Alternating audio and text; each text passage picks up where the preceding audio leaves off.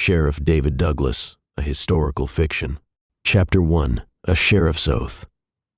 The morning sun climbed over the jagged peaks of the Sierra Nevada, spilling light across Nevada City like liquid gold. The town stirred to life slowly, the soft clop of horses' hooves on dirt streets mingling with the creak of wagons and the sharp bark of a dog. Merchants unlatched their storefronts, dusting off displays of tools, dry goods, and mining supplies. Smoke curled from chimneys, and the smell of firewood and fresh bread drifted through the air, mingling with the faint tang of iron and pine. Sheriff David Douglas walked the length of Broad Street, his boots kicking up a thin cloud of dust as he nodded to townsfolk who passed by. His tall frame and steady gait exuded quiet authority, and the Colt revolver at his hip was more than decoration. He wore his badge on the breast of his black wool coat, the silver glinting in the sunlight like a promise and a warning. It had been 3 years since Douglas took the oath of office, stepping into the role after the brutal murder of his predecessor, Sheriff William Pasco. Pasco's death still haunted the county, a stark reminder that law and order hung by a thread in these hills.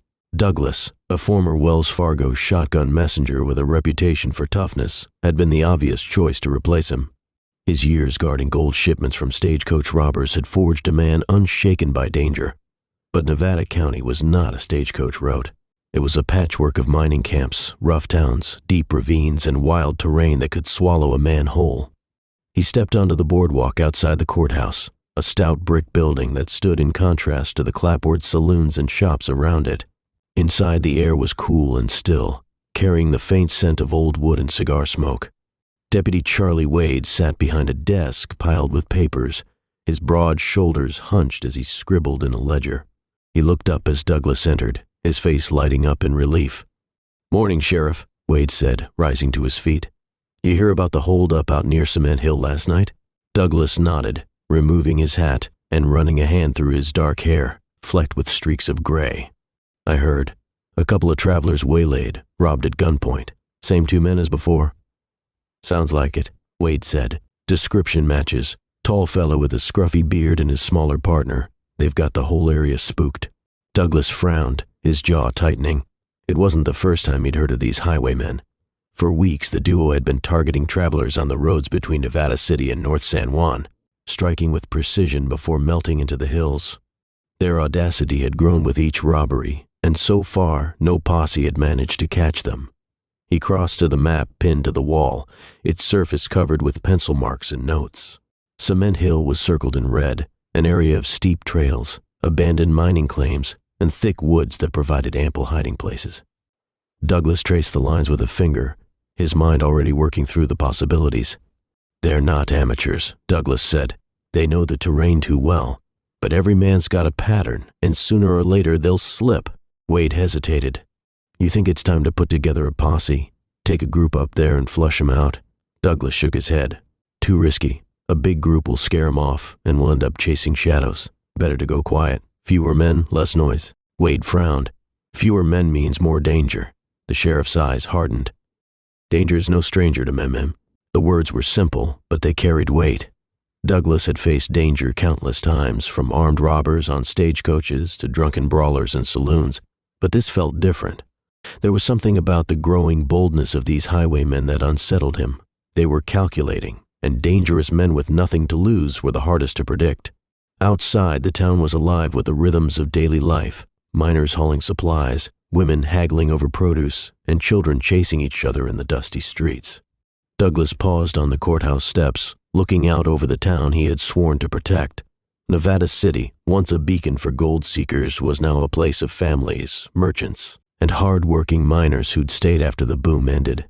It wasn't perfect, no place was, but it was his town, and he intended to keep it safe. A rider approached at a gallop, his horse kicking up clumps of dry dirt as he pulled to a stop in front of the courthouse. The man, a wiry figure with a miner's build, tipped his hat to Douglas, his face flushed from exertion. "Sheriff," he called.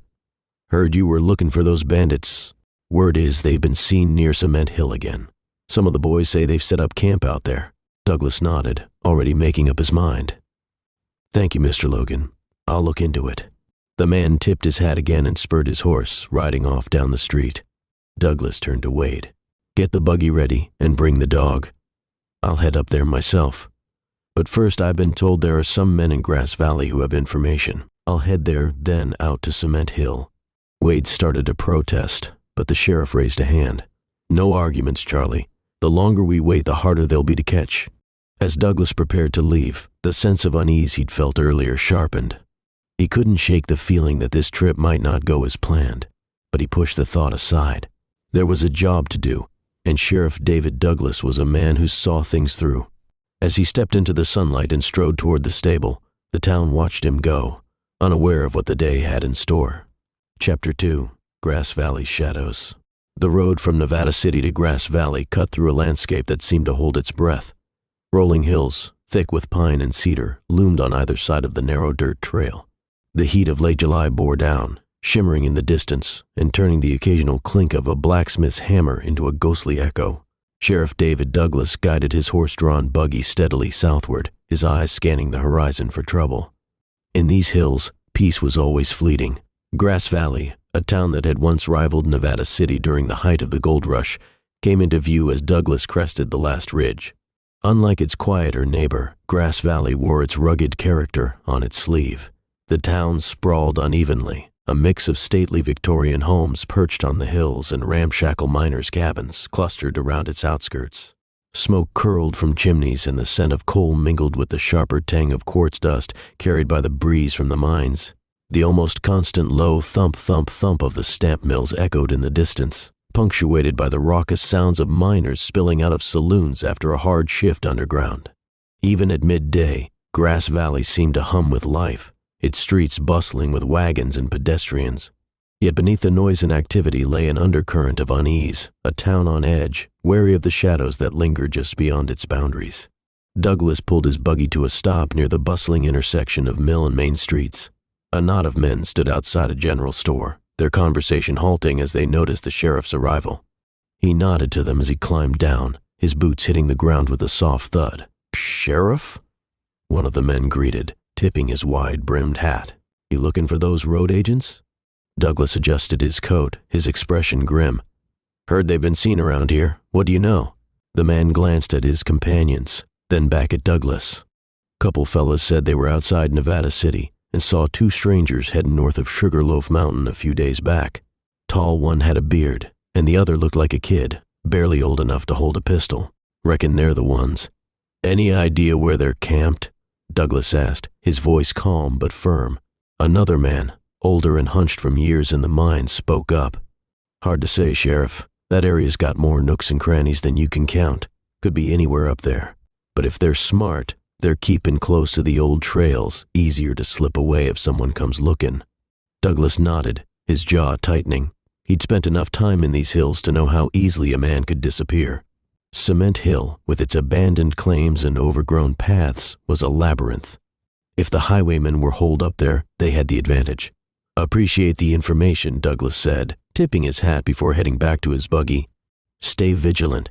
If you see anything unusual, send word to Nevada City." He urged the horse forward, steering back toward Nevada City. Grass Valley fell away behind him, its noise and movement fading into the distance. When he reached Nevada City, he crossed the Pine Street suspension bridge over Deer Creek and took Coyote Street north. As he passed the St. Canice Catholic Church, he noticed his wife Emily and 11-year-old son John walking home from the market.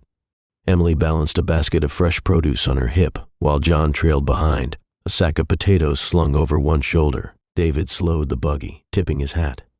His trusty bloodhound, Bingo, sat quietly at his side, the dog's sharp eyes fixed on the road ahead.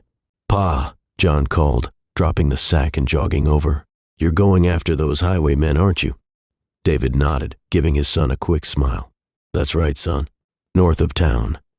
They've been stirring up trouble." John glanced at the dog with a grin. "Bingo will sniff them out in no time, won't he?"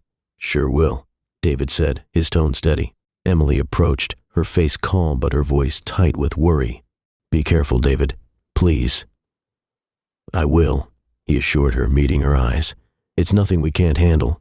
John beamed, stepping back as Bingo gave a short bark, eager to get moving. "Come home soon, Pa." David nodded, flicking the reins gently. As the buggy rolled forward, Emily and John stood on the roadside, waving as he disappeared around the bend. The road stretched ahead, lined by towering pines casting long shadows over the path. David pressed on, his mind focused on the task ahead, never imagining that this trip would change everything, or that he had just shared his last goodbye with his family. Chapter 3: Cement Hill's Secrets. The path narrowed as Sheriff David Douglas guided his buggy towards Cement Hill. Tall pines stretched skyward, their branches heavy with needles that blocked the midday sun, casting the trail in a patchwork of light and shadow. The sound of his horse's hooves, the creak of the buggy wheels, and the occasional jingle of harness buckles were the only interruptions in the thick silence. Even the birds seemed to have abandoned the dense forest, leaving only the faint rustle of the breeze moving through the pine needles above. Douglas brought the buggy to a halt near a clearing. The air smelled of earth and pine sap, sharp and clean, but beneath it was the faint, sour trace of old wood smoke.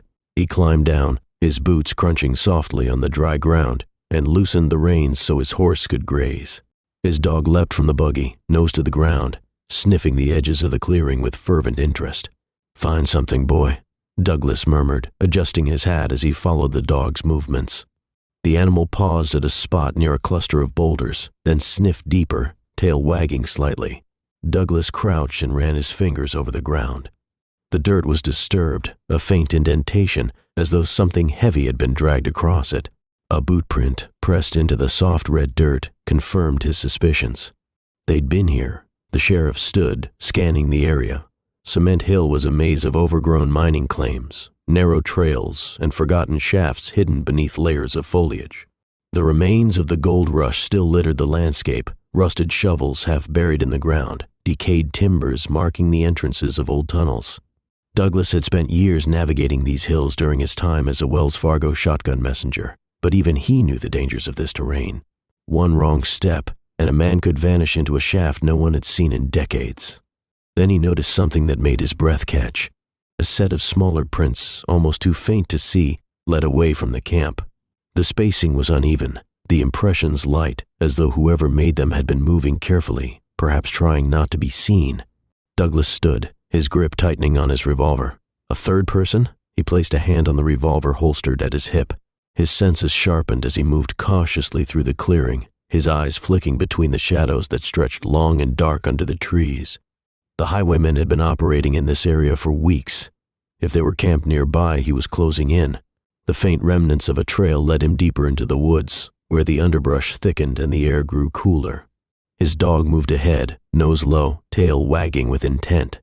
Douglas followed, boots crunching over twigs and dried leaves. The path was overgrown but passable, winding between the tall pines in a serpentine line. Every so often, the sheriff would pause, his ears straining for any sign of movement. Each time, the forest answered him with silence. The thought hit him like a blow.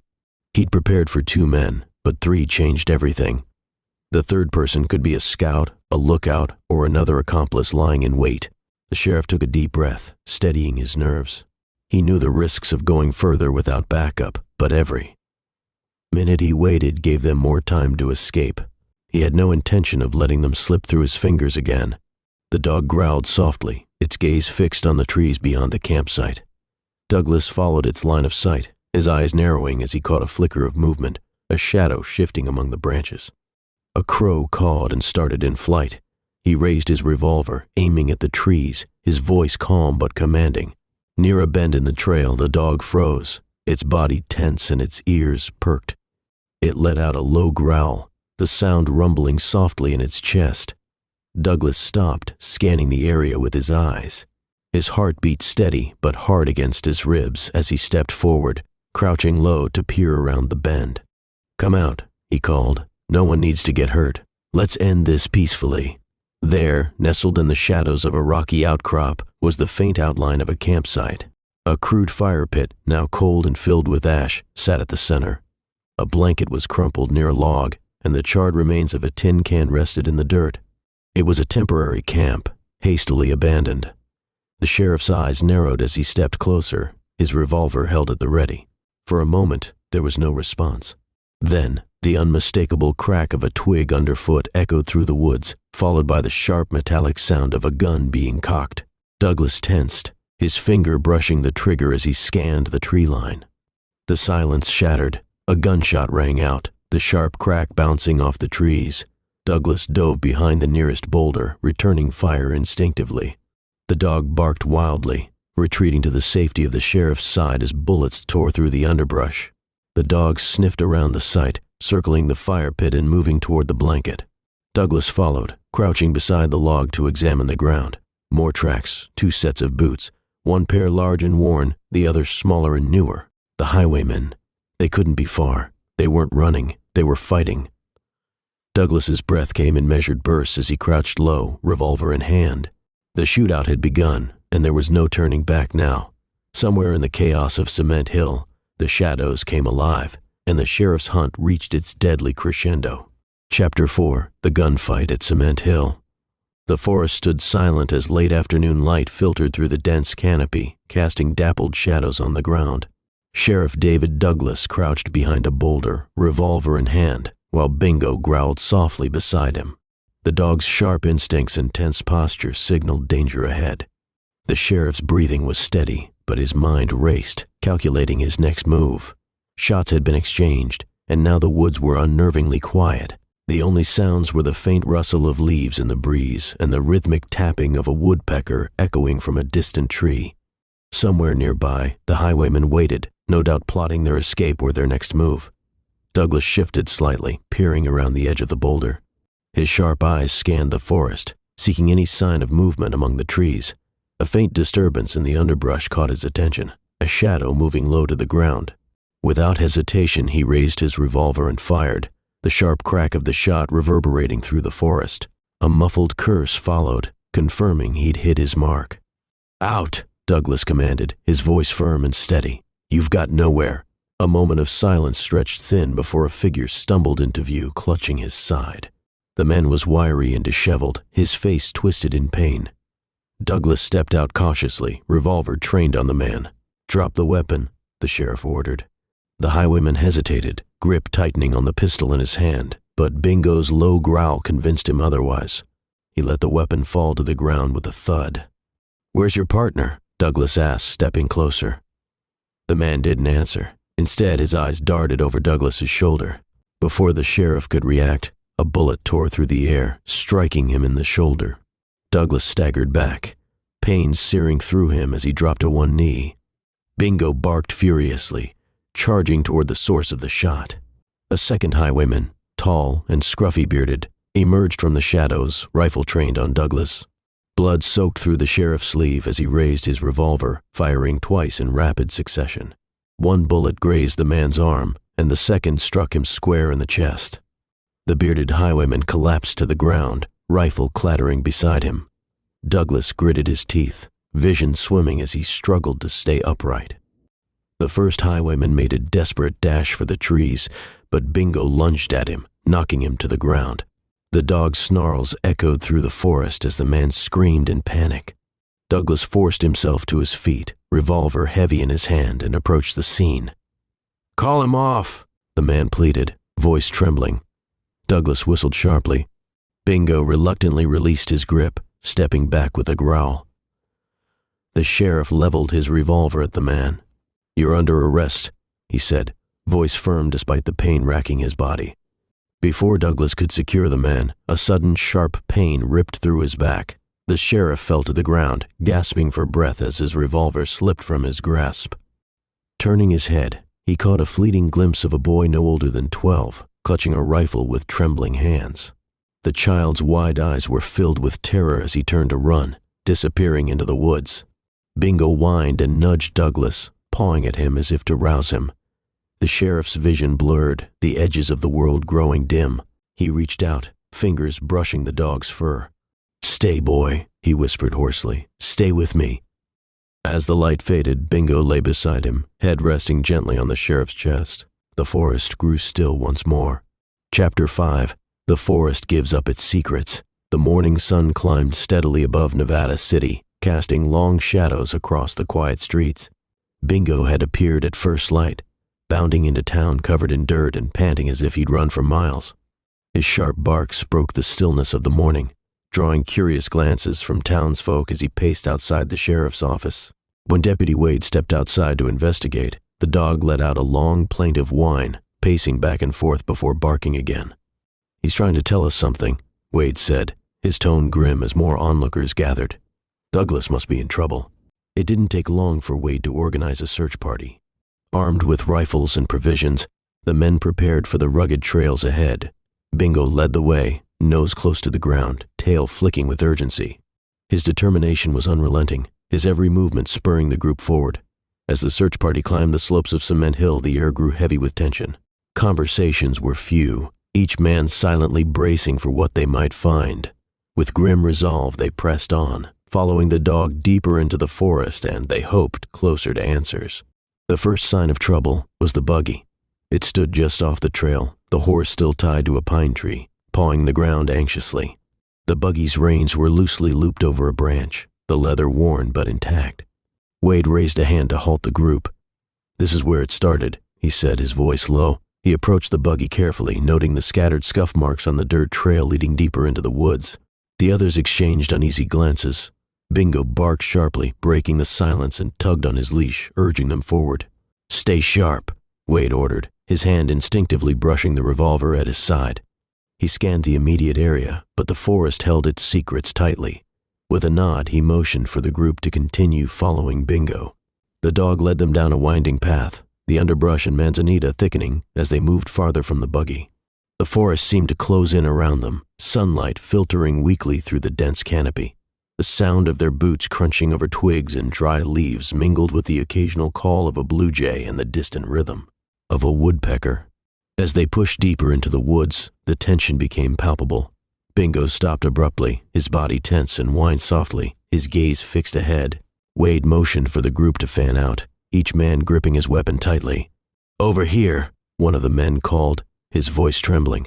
The group hurried to his side, their worst fears realized as they came upon a grim tableau.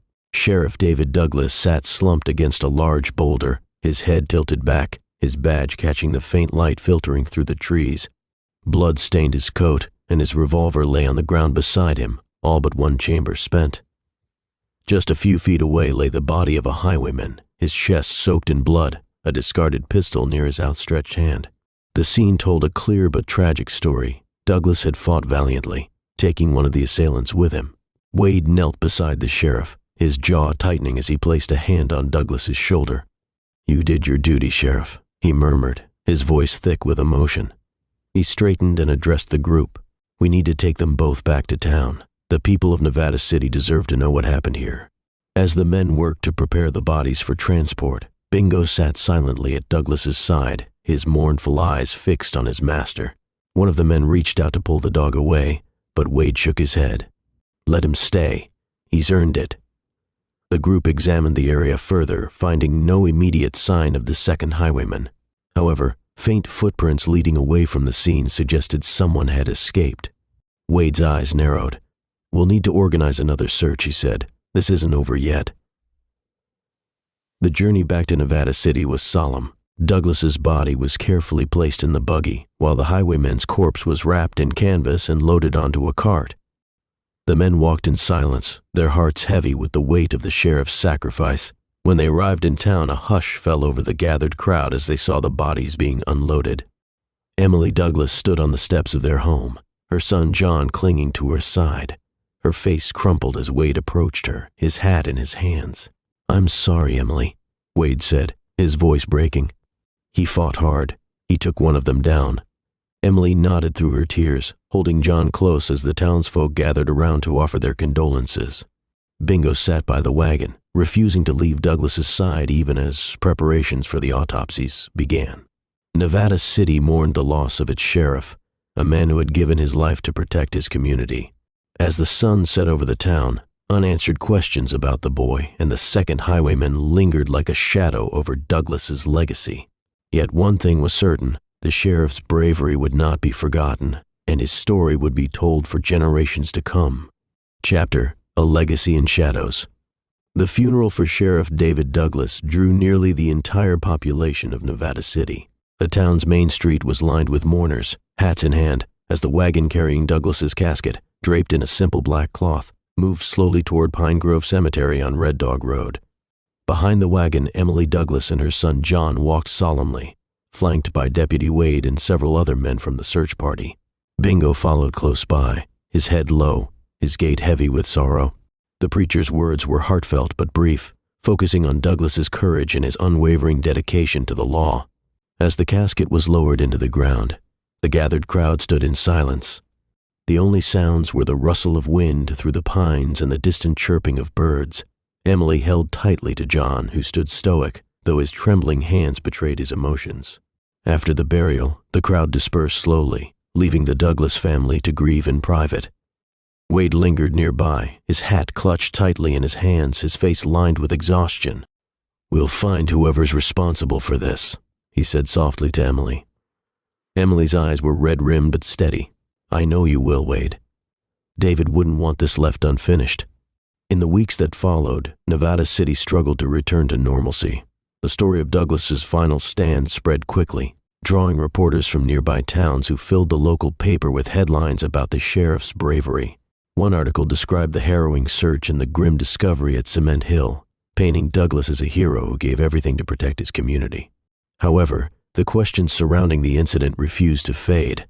Deputy Wade organized several searches for the second highwayman, following the faint trail of footprints that led away from the scene.